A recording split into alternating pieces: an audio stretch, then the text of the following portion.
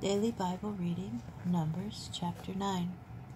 The Lord spoke to Moses in the wilderness of Sinai on the first new moon of the second year, following the exodus from the land of Egypt, saying, Let the Israelite people offer the Passover sacrifice at its set time. You shall offer it on the 14th day of this month, at twilight, at its set time. You shall offer it in accordance with all its rules and rites. Moses instructed the Israelites to offer the Passover sacrifice, and they offered the Passover sacrifice in the first month, on the 14th day of the month, at twilight, in the wilderness of Sinai. Just as the Lord had commanded Moses, so the Israelites did. But there were some men who were unclean by reason of a corpse, and could not offer the Passover sacrifice on that day. Appearing that same day before Moses and Aaron, those men said to them, Unclean though we are by reason of a corpse, why must we be debarred from presenting the Lord's offering at its set time with the rest of the Israelites? Moses said to them, Stand by and let me hear what instructions the Lord gives about you.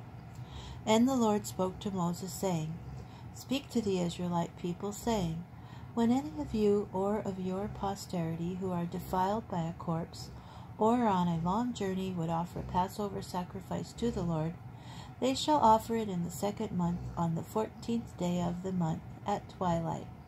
They shall eat it with unleavened bread and bitter herbs, and they shall not leave any of it over until morning. They shall not break a bone of it. They shall offer it in strict accord with the law of the Passover sacrifice. But if a man who is clean and not on a journey refrains from offering the Passover sacrifice, that person shall be cut off from his kin, for he did not present the Lord's offering at its set time. That man shall bear his guilt. And when a stranger who resides with you would offer a Passover sacrifice to the Lord, he must offer it in accordance with the rules and rites of the Passover sacrifice.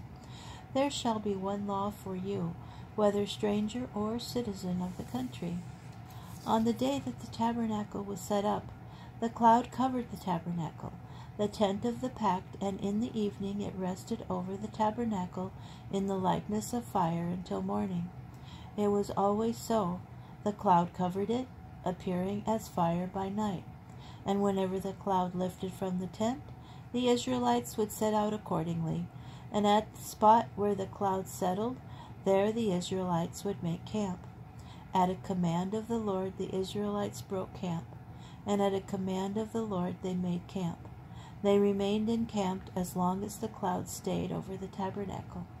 When the cloud lingered over the tabernacle many days, the Israelites observed the Lord's mandate and did not journey on. At such times as the cloud rested over the tabernacle for but a few days, they remained encamped at a command of the Lord, and broke camp at a command of the Lord.